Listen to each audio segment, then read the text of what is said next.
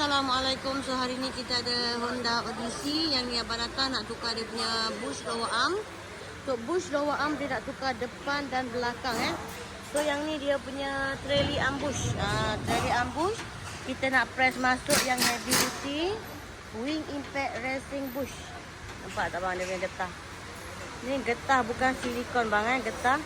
Yang ni kita bagi 1 tahun jaminan. Untuk bush brand wing impact racing bush kita bagi